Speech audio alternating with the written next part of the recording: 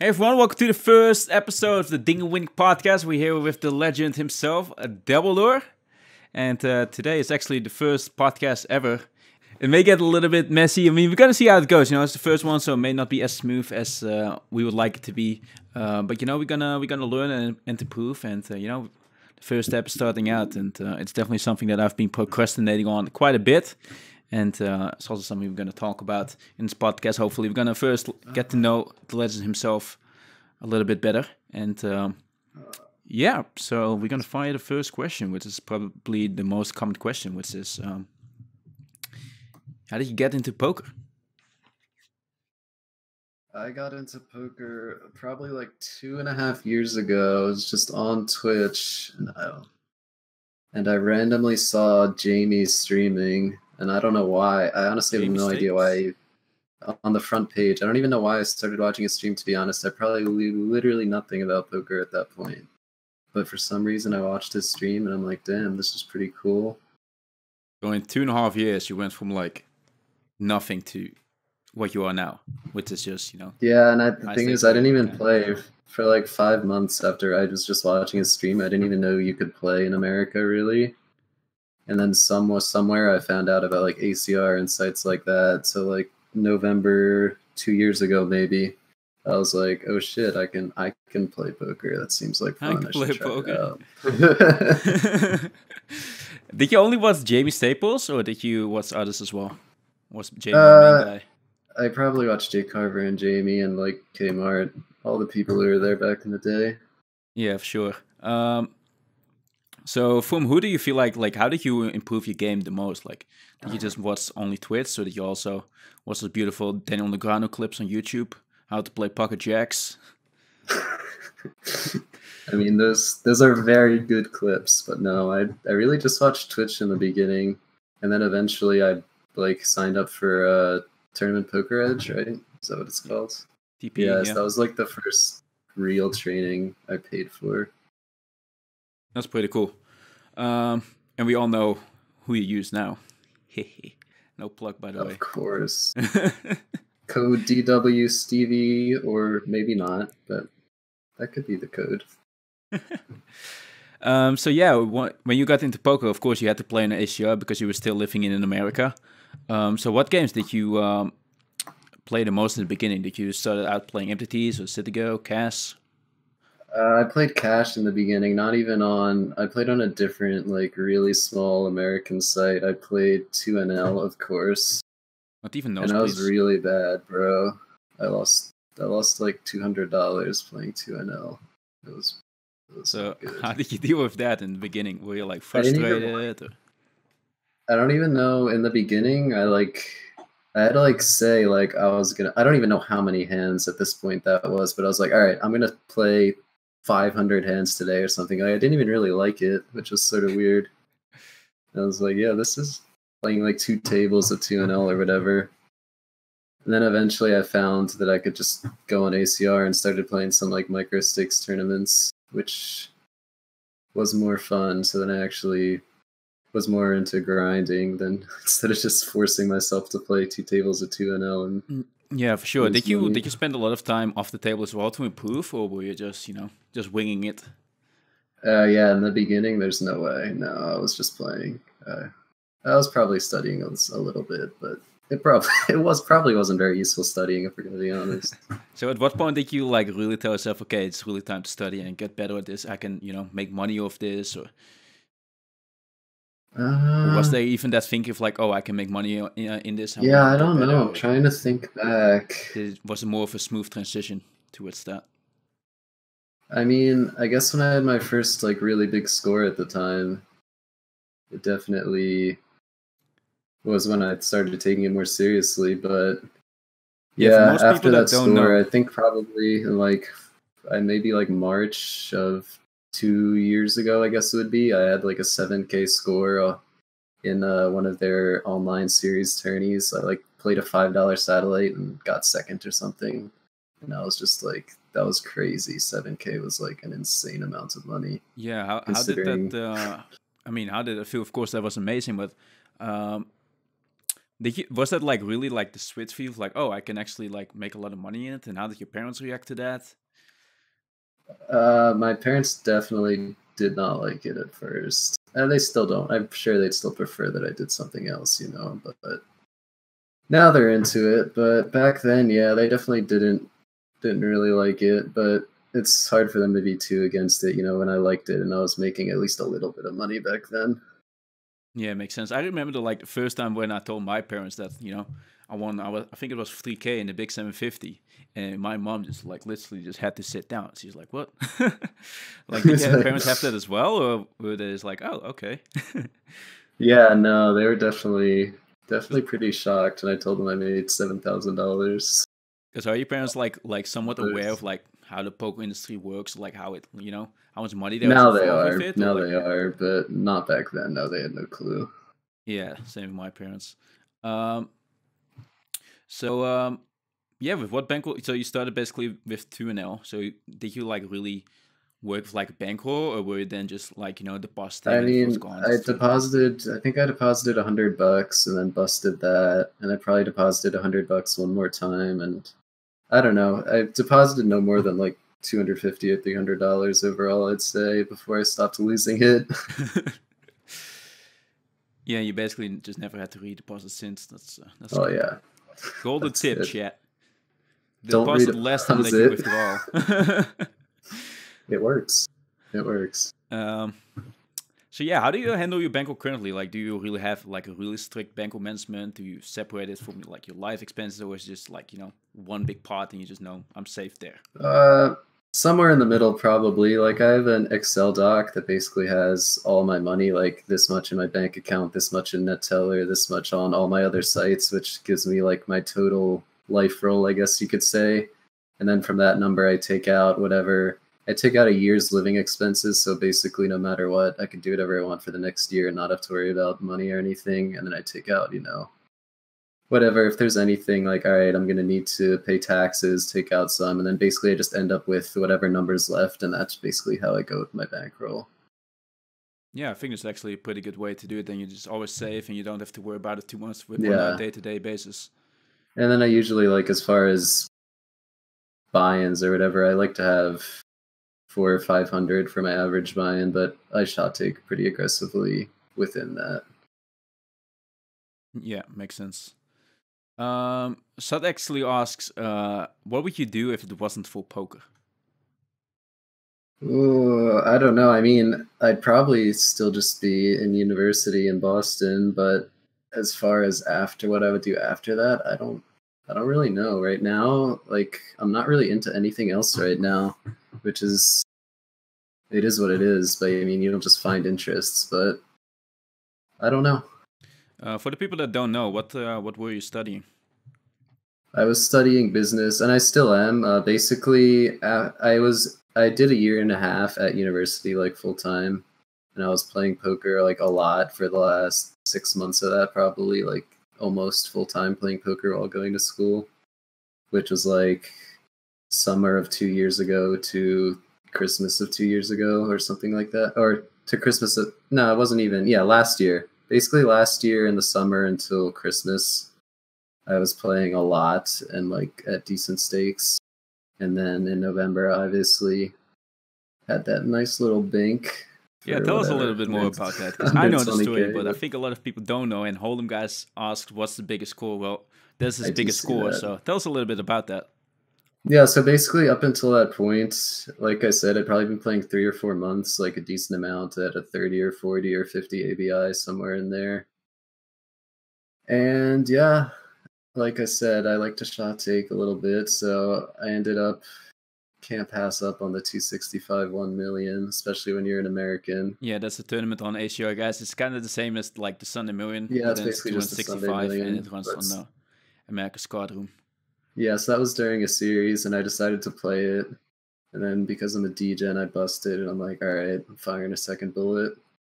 Turns out that was a good choice. I didn't even know you fired a second bullet, bro. Yeah, no. I probably shouldn't have, to be fair, but it worked out. So where did you end up, and for how much? Ended up 3-handed. We made a deal. I got 120K, I think. And then I ended up getting second. We played for like another 30K or something. So I ended up getting second for 120K. How did the last hand go? I have no idea. Honestly, bro, You literally really no don't know? idea. I have zero clue. I couldn't tell you one hand from that tournament. Didn't you say, like, I think you said in Curacao, right? Like you went to review it one time, it was like terrible or something? Or like, did you say like if you were to review it? No, I think I did review it once, like 6 months ago, and I think it was actually pretty clean. Just saying. Just saying. It'd be fun to review it again, though. Just like it's one of those things you go back every 6 months or a year, and you're like, every hand you thought was good then, or the last time you reviewed it, now you're like, no, I would have played that completely different. It's interesting. Yeah, and which is which is of course like pretty good because it means you continue to improve and Yeah, for sure. So yeah, you've now just been mainly crushing it on the on the online streets. Do you also plan to play more on live, or just gonna stick to online? Definitely don't plan on playing a lot live anytime soon. I don't think I've actually never played live before, but I'm sure I'll play. I'm sure I'll play eventually, but it doesn't really interest me. You played a little bit on Curacao, I think. I mean, live home game, sure. Ace of Faces Bounty Builder series coming up. What's the plan? So I think it runs from October 16th to 27th. Correct me if I'm wrong, chat. Yeah, that sounds right. So what's the plan? Just gonna play it. I'll play everything except for the 2Ks. I mean, there's not a ton of super high stakes in it, so we'll fire some sats to the 2Ks. Otherwise, everything else will be won. Yeah, sounds good. So yeah, what are your goals with poker for the coming years? Just continue to just grinding, cruising, enjoying life, or are you really someone who sets a lot of goals of like, oh, I want to do this month and that next year? No, not really. I mean, obviously, I'm pretty comfortable playing the stakes I'm playing now. I mean, I'm not saying I'm crushing them by any means, but plan is to keep getting better. I don't know. I don't think I'm ever going to be someone who's like firing the 25K or 100K high rollers online, but I just don't know if I have the motivation to put in the amount of work it takes to get that far, but I think there's still a lot of room to improve. Yeah, in that regard, I kind of feel you. I also don't really have too much interest in, putting in so much hours into the lab to really play the 100Ks and all this stuff. Yeah, that's just like studying 5 hours a day or some shit. Like, it's just not going to happen. Yeah. Okay, Jones asked if you always have 100% of yourself, or have you been staked? Or... No, I always have 100%. I like to have all my own action. I'd rather just not play if I can't play it comfortably on my own roll. Any reason for that? Or just FOMO, fear of missing out, when you have that lucky bink then? No, I don't know. It's just like, I mean, I guess if it's a tourney, for the most part, a tourney that I'm not rolled for right now just isn't going to be very soft, I guess is what it comes down to. Like, for me, selling like whatever percent of my action to play the Thrill or the Super Tuesday, like, it's just not really a good investment on my part. I'd rather just play a 530 or a 215 or whatever. Yeah, that makes sense. So you've now been living in you was living in America, right? And you moved this year to Mexico earlier, and now you settled down at Canada somewhere. I don't know exactly where anymore. I think it was Montreal. So what place have you enjoyed so far the most? And yeah, first that question. I like Montreal a lot, but I think personally I spent a year and a half in university living in Boston, in Massachusetts, in America, obviously, I guess. But I think that was my favorite spot. It's just such a cool city, and I grew up my whole life liking all the Boston sports teams. And it's just when you're living with the people, especially when you spend my whole life living with people who hated the teams that I liked, it's pretty sick when you just see people walking around with like your Red Sox hat or your Celtics jerseys and stuff. And even past that, it's a really, really cool spot. Yeah, sure. What would be your dream spot? Like if you could now say, okay, I have to live there for the rest of my life. Would it then really be Boston? Or?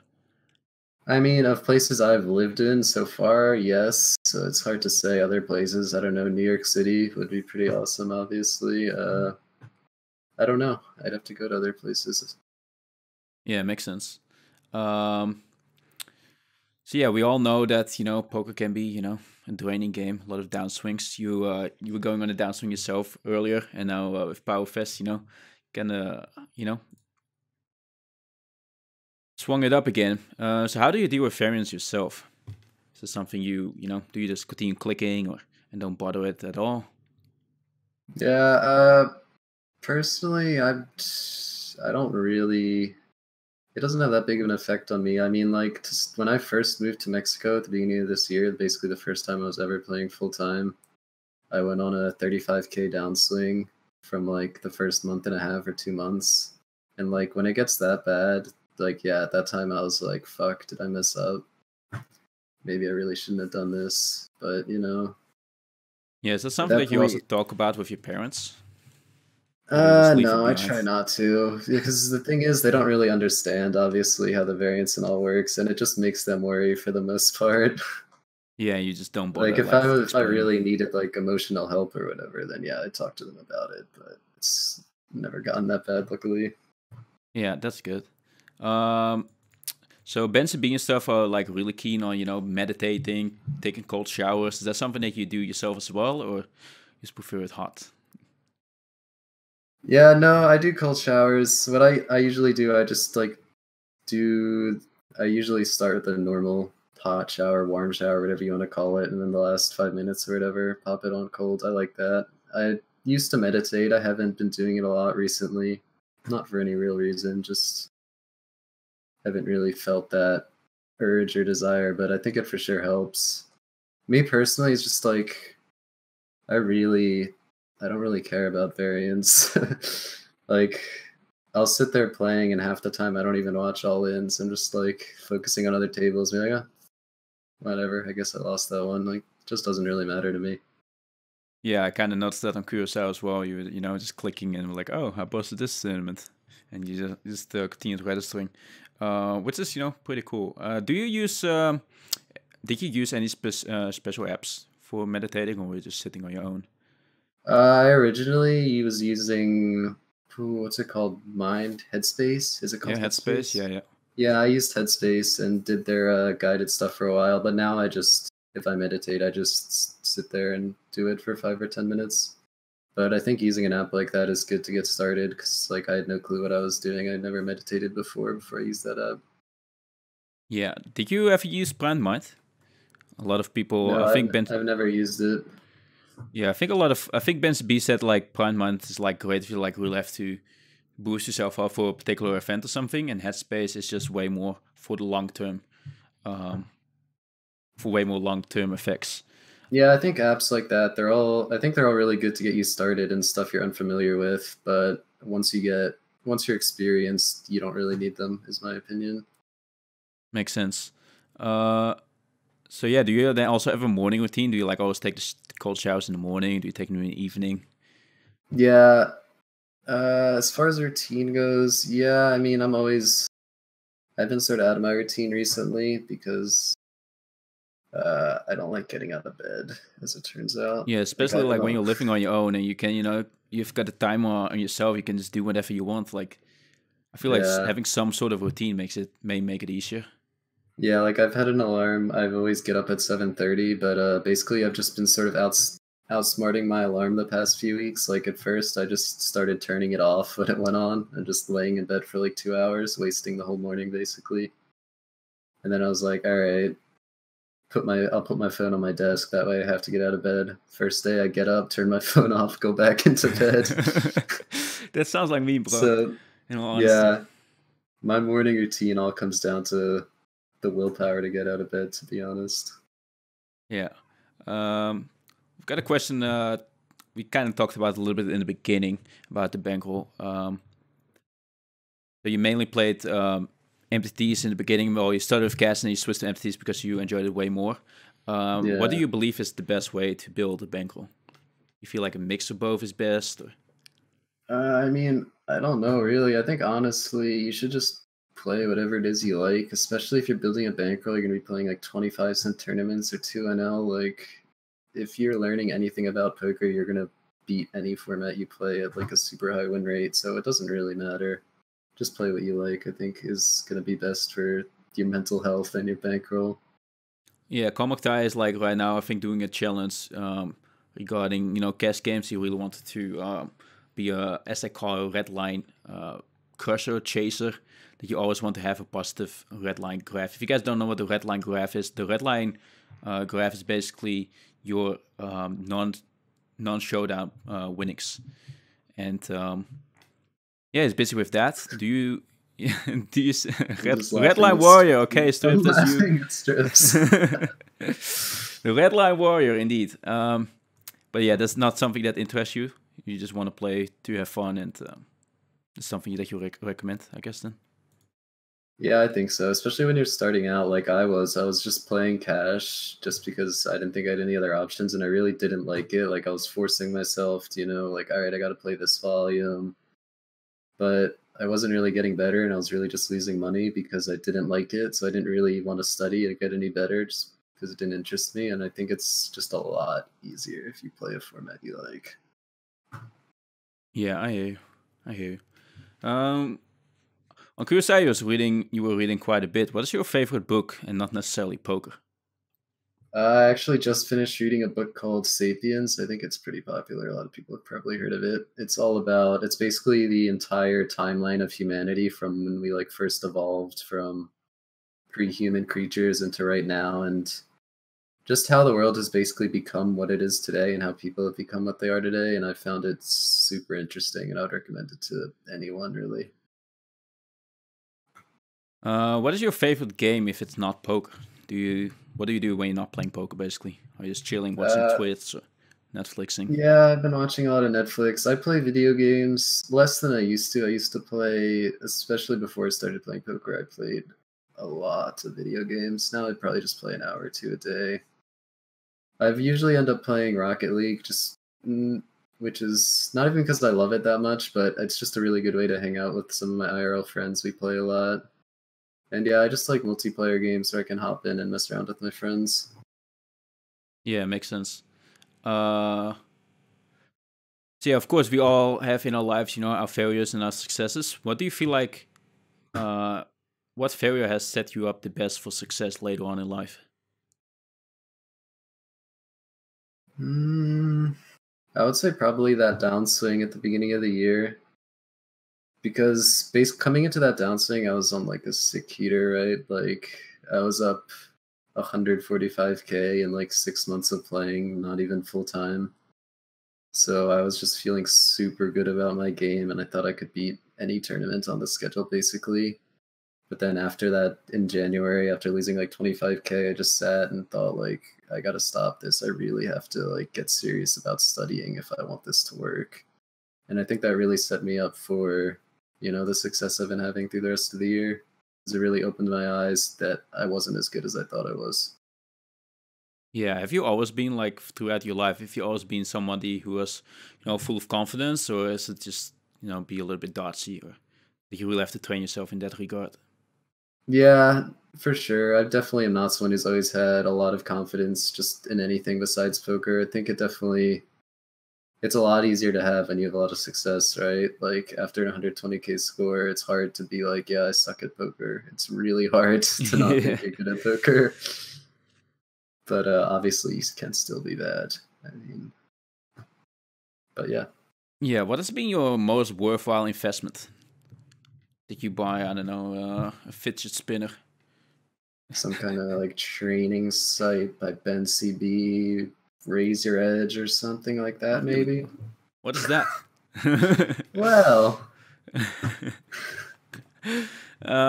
Anyway, yeah, seriously though, I think it probably was the best investment I could think of. Like I'm not saying it changed the way I play or made me ridiculously better, but it opened my eyes to see spots in a lot of different ways and just helped me improve. I mean, I think the thing is with Raise Your Edge, no matter how good you are, you can still get value from it. If you're really bad, you can learn a lot, and if you were pretty good like I was when I got it, you can still learn a lot about different spots and just thinking about hands in different ways, especially. Yes, having a different perspective on the game.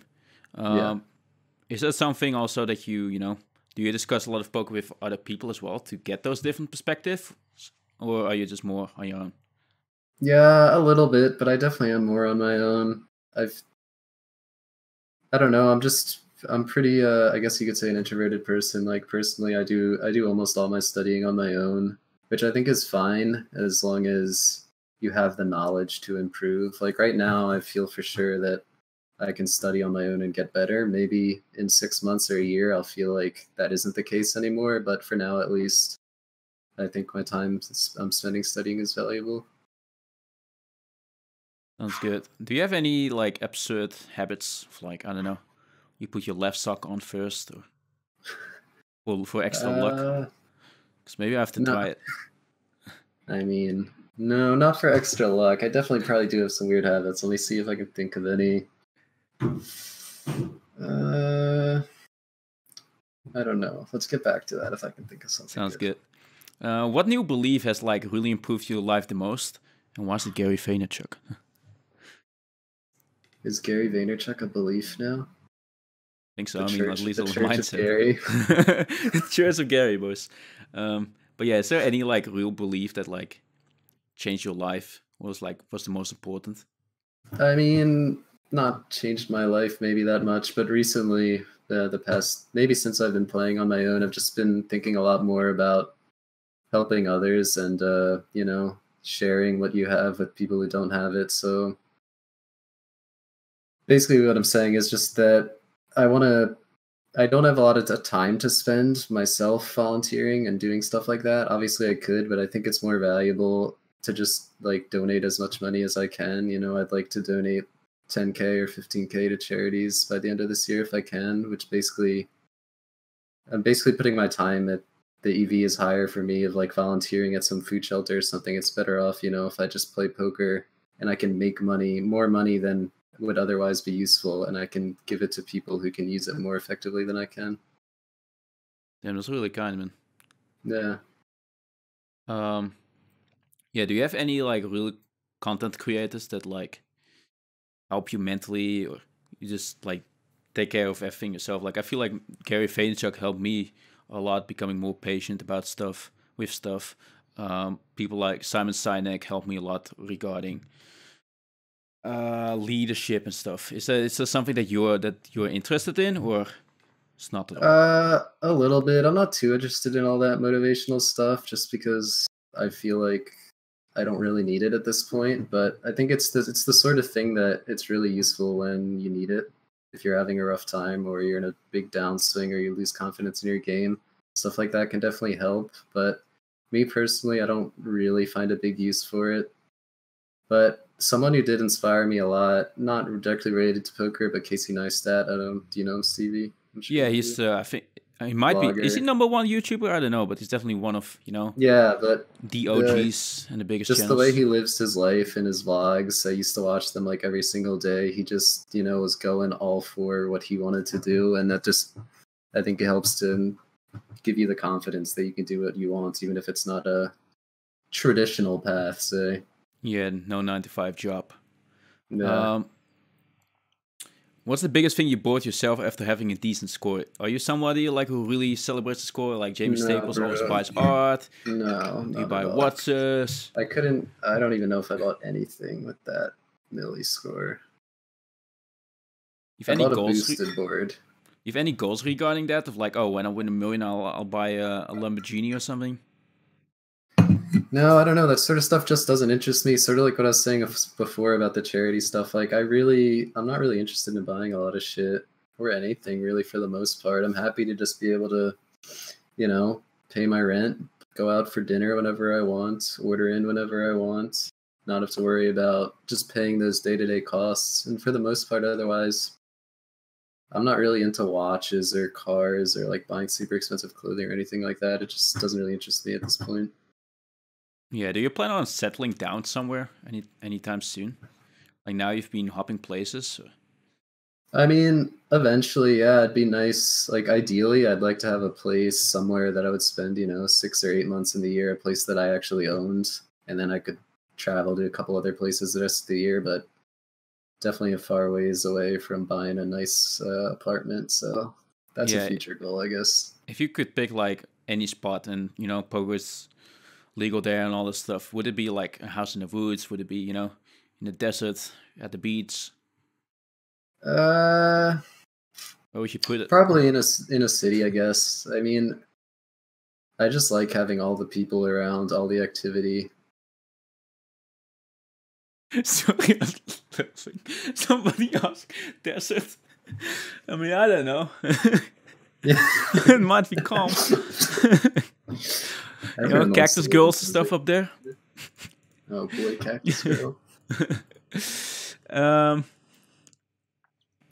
So yeah, what are the worst advices that you hear in the poker community? So one of the most common things that you hear are like, This is a good one. 100, the 100 buy-in bangle rule, or, play more hands, whatever. What is like the most ridiculous advice that you've ever heard? Oh damn! I feel like this is such a good question, but Or rather, like, what do you think? Another question. What do you think is the biggest Yeah. leak of people? calling way too much. I would say basically every player probably does. I do it. So yeah, I think that's a really easy one. I mean, I feel can like I'm the guarantee complete you that opposite of that. almost every player is calling too much. Even players with like an 100 or 200 ABI are calling too much. Do you then mainly mean like pre-flop or just also post-flop? Just many Post flop conversations. mostly, I'd say.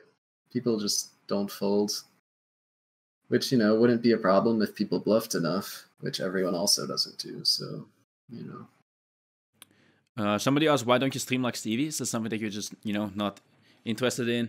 Like you said, you're more of an introverted person. Is that because of it you're just not really interested in it? Or? I like the idea of streaming, but the thing, if I wanted to stream, I'd want to do it like you do, like go hard, put out a lot of content, not just be like a person who's just going to be sitting there playing my tournaments, reading chat occasionally.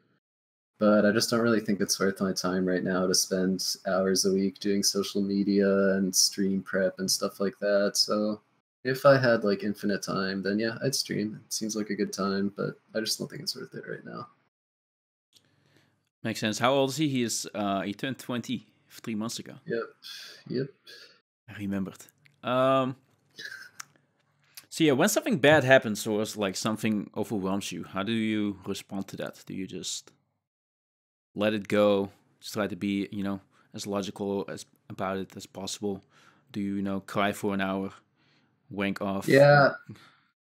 Yeah, I just usually try to approach things really logically. I don't get too emotional very often, so whether it's poker or not poker, I just learned to sort of go with it. Like, there's nothing you can do about stuff like that. Whether you're losing with aces or your mom dies, like it's all the same, right? You can't control it. It already happened, and it's best just to move on. Yeah. How many tables do you play when you're grinding? Do you like to play a lot of tables and that keeps you I focused? Do you mean, play less? a lot to some people, it's not a lot to other people. But these days, I'm usually either 10 or 12 tabling. Like when I start up my session at first, I'm usually 10 tabling, then I get up to 12 during the heat of the schedule, and then slowly go down as the day winds down. Yeah, sounds good. Did you also, so in the beginning you played 2 tables and slowly you just be adding a little bit more each time? Yeah, I 8 tabled probably the most of the time that I've played poker. But in the past 2 months, I went up to 10 and then 12 and felt like I wasn't really losing a lot of EV doing it. What do you think of the current industry regarding poker with the poker sites? Do you think we are heading into, the right direction? Do you think that one side's doing particularly good or particularly bad? No need to flame anyone, but no, it's okay. We can flame people. Fuck poker stars, right? We can put it out there. we can. You don't need to put it out there, but I can put it out there. Why is that? I mean, they just have basically everything they've been doing has pretty obviously been against the players. You know, like chests especially, like compared to rakeback, like the chests to like the party system, I'm probably losing like 7 or 8K a year on party system compared to party poker or on stars system. And I mean, I don't really care. Some people are like get mad at them for adding like spin and go max or whatever and say it's gambling. Like, yeah, I get it, but just don't play it. But I think for the most part, party's doing a lot of really good stuff that is for not any kind of player, recreational player, pro player, it doesn't really matter. I mean, less rake, more rake back, and like even though it's annoying how they constantly change their schedule every week, I mean, at least it shows you that they're in there tinkering with it, trying to find what works best, and I think that's pretty cool. Like stars may mess with their schedule like a few times a year, and party is like every week in there trying to figure out what they can do to make it better. Yeah, I completely agree with that. I think Party Poker has been doing a great job when you look at, Rakeback and the schedule and the structures, constantly they're trying to change things and making things better. Yeah, like they just like a few weeks ago they made a bunch of tourneys 200K starting stack, and they just were super slow. And now I've seen that even this week and last week they realized that wasn't really great, and they're already back down to 100K starting stack for the most part, which I think is they have a bunch of really good people, really good pros working for them too. I assume are giving a lot of input on stuff like that. Yeah, when talking about pros, we've seen a lot of people, a lot of stars pros leaving PokerStars to join PokerStars. Do you think that indeed Party Poker does a better job with that? Like, if you look at the team of PokerStars, compared to like, how do you feel like Party Poker manages their team? Do you feel like they've got more input? I mean, I'd imagine so, but I mean, what PokerStars is doing makes sense, right? Like, why wouldn't you want to just have streamers instead of some random high stakes pro that no one knows anymore? Like, from a financial perspective, it makes a lot of sense. Having big streamers is like one of the best ways to promote your site. So I get what they're doing, but it'd be nice if they, maybe looked for input from it doesn't even have to be the high stakes community, but just players in general. Yeah, that was actually the second thing I was going to ask you is like, Party Poker hasn't been too active when it comes down to Twitch or like even the live events. They haven't been promoting too much up there. How do you feel about that? I don't really understand why they haven't partnered. They don't really have sponsored streamers like Stars does at all, do they? They've got Heymonia, they've got Biggest Nutso, they had Dramatic Degen for I think a month or 2 months. But compared to PokerStars, it is like almost non-existent, right? Yeah, it's definitely something. I don't know why they're not doing that. I'm assuming there's some kind of reason for it, but I don't know. It seems like a pretty obvious thing that they should be doing. Because I think that is something that PokerStars does really well, especially now with like the 25K in the Bahamas soon. I think the promotions they're running now with Twitch and stuff is like Arlie, like the 12 labors of Arlie, and giving away those passes to like Lex has his own challenge that somebody has to do something for charity. Jason Summers was giving away to the next top Twitch streamer. I think that creates a fun dynamic in the community and makes it a little bit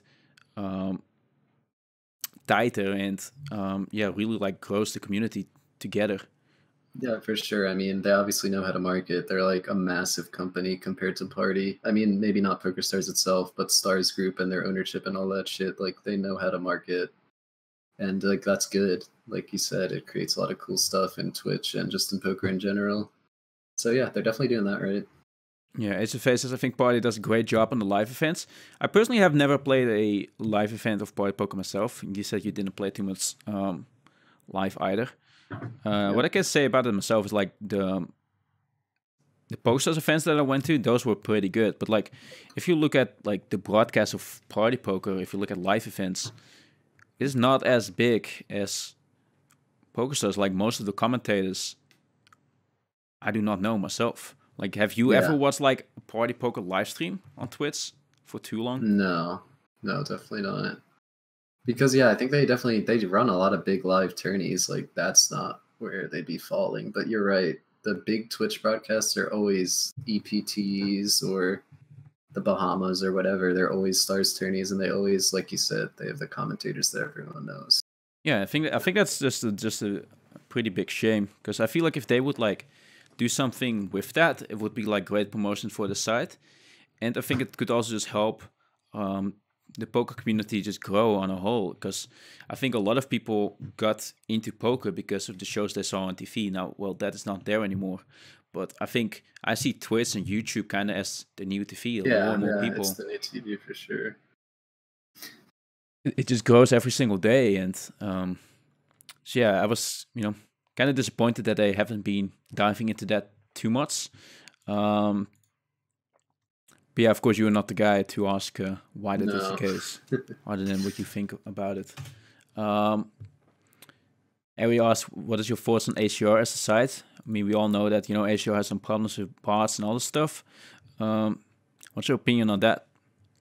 I mean, yeah, personally, I've stopped playing there, really. I mean, main reason is because their client's broken for me. But also, even if it was working, when it was working for me, I've started to play there very little. I mean, when it comes down to it, there's enough, like, if you don't want to play on a site, then you can just not play on it. Like, I have more than enough volume on other sites that I respect more, that I trust more than ACR. So, they've had a lot of sketchy shit happening, and if in a few months the community's like, yeah, they've sorted this stuff out, then all right, maybe I give it another chance. But for now, I just can't be bothered.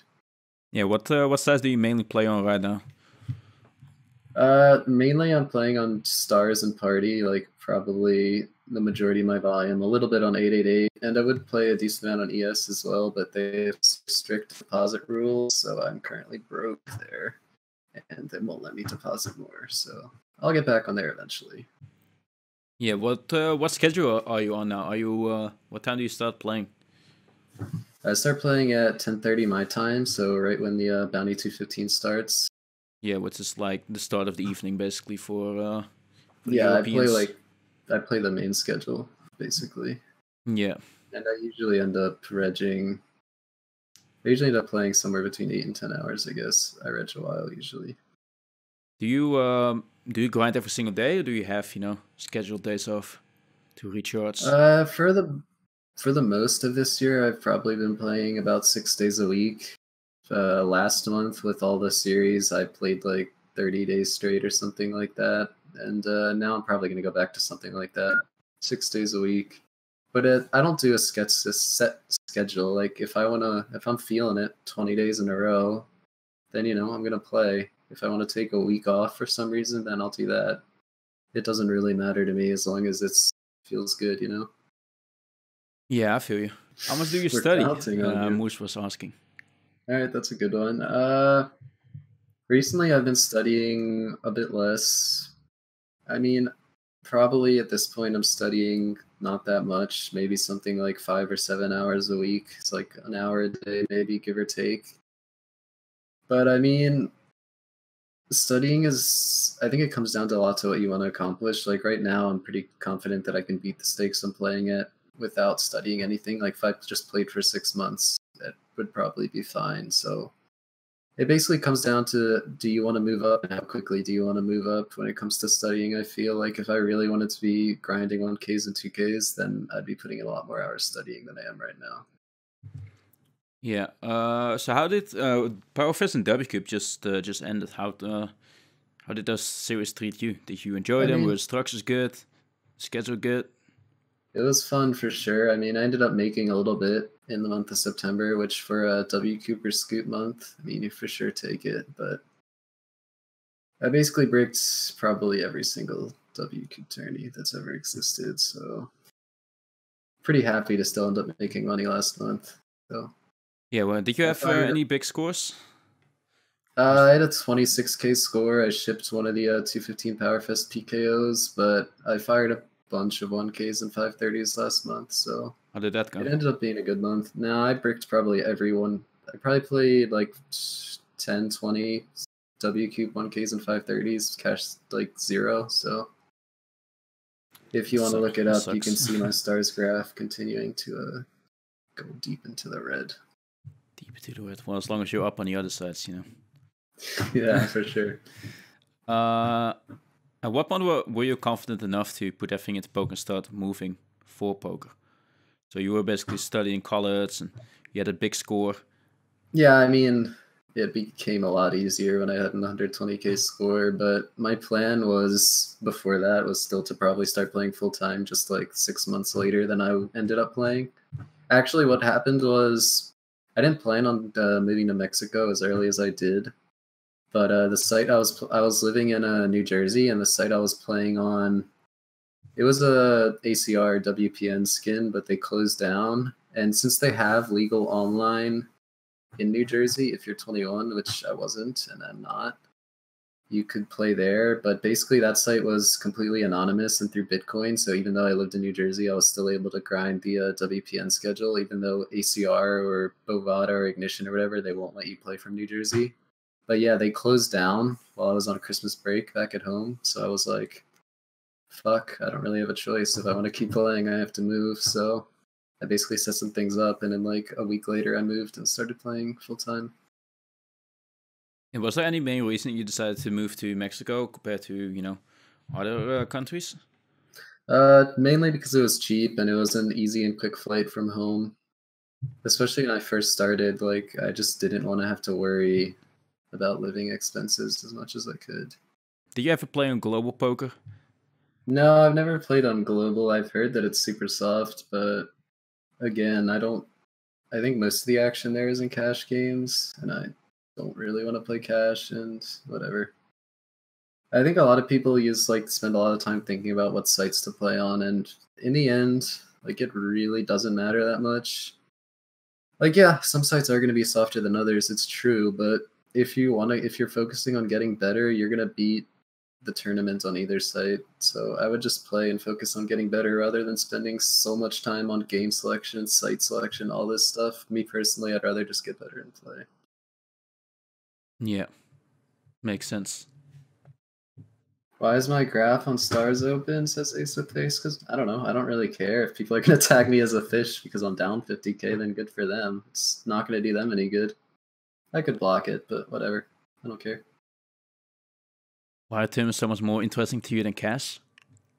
I think it's pretty obvious. I think that's the same for everyone, but yeah, I don't think it's just me, but still, because the situations are always different, right? And there's obviously a lot more money up top.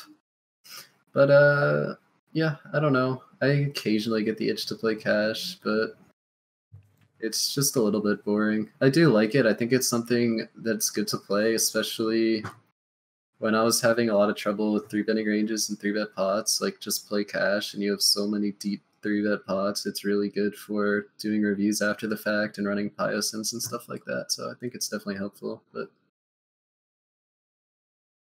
how long did it take you to become a winning player? What did you say again? A few months, right?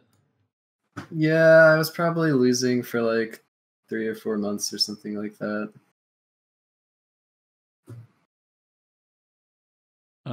So yeah, we got to know, where you're from. You're from America, New Jersey. Who's your favorite poker player? Do you have one? No. DWstevie, but no. Not really. I don't really follow any of that. I don't really, again, it's sort of the same thing. I don't really care about the live pros or the high stakes regs. Like, it doesn't interest me. When you're playing poker that much, like studying and playing, it's just like I don't need to spend the rest of my time following live. You just focus on yourself. Like yeah. Biggest change that you made to improve the game? I like that question. Play less hands, yeah, probably. It's a bad question though. I mean, there's no biggest change. Like you can't just do one. You can't just do one thing and to get really good. Like it's one of those things everyone always wants the easy answer, right? But there isn't one. Like it's not just signing up for Raise Your Edge isn't going to make you a really good player. Like just doing whatever, getting a coach for $1,000 an hour is not going to do shit either, unless you actually care and you put in the effort to get better. Yeah, if you could only play one more tournament for the rest of your life, what tournament would it be? One tournament. One tournament. You have to one table it. Must be a hyper then. Okay. But no, you can just only play one tournament, and there are as many of them as you want. Oh wait, I have to play this tournament over and over and over again? Yes. Oh shit. I don't know. Maybe something really slow. I'll play the marathon. It's $5 marathon? Yeah, sure. That way I don't have to play it 4 million times. I can just play it like 2 million times. I did get over 10 finishes in a huge tourney. So yeah, if you I mean, you kind of already answered that, right? If you finish like 20th and all this stuff, you just, you don't focus on it too much, right? And you just keep clicking. Because you cannot, it's look, the past, so do you? If it's one of my highest buy-ins, like sure, if it's the Bounty Builder High Roller and IFT bubble, like I'm not gonna be like happy, but like whatever. Like if I'm just casually running deep in the big 44 or something and like FT bubble, like who gives a fuck? Like I don't know. There's just nothing you can really do about it besides for getting better, which usually is the best way to handle that sort of thing.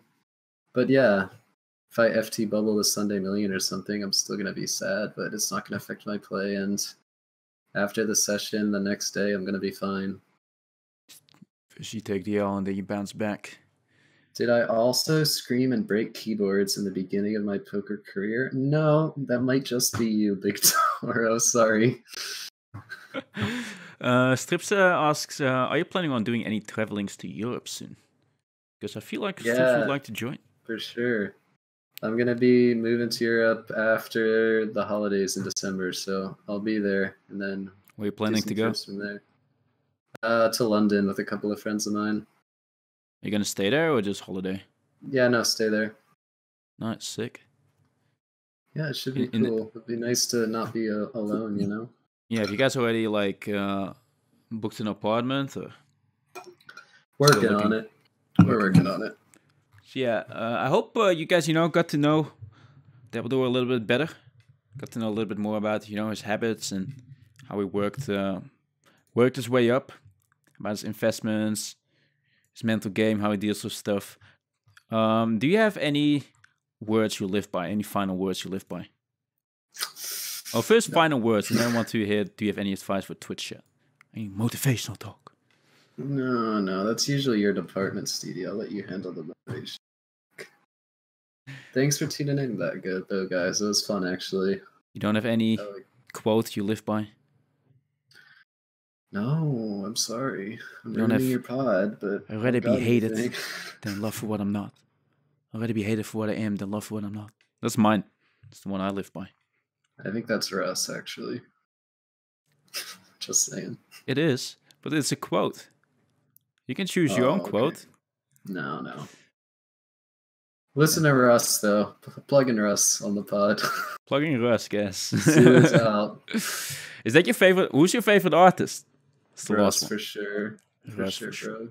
You introduced me to the beauty that is Russ. What do you think of the Dutch classics? The Dutch classics are also amazing. I don't know how people don't like them. They're just like, they're fun. They're good songs. You know? You heard it here first, chat. Dutch classics only next stream, chat. Sorry. I can't say anything else than I agree. It was good having you, man. I appreciate it. Thanks for coming on the pod. And yeah. Bye, chat. Bye.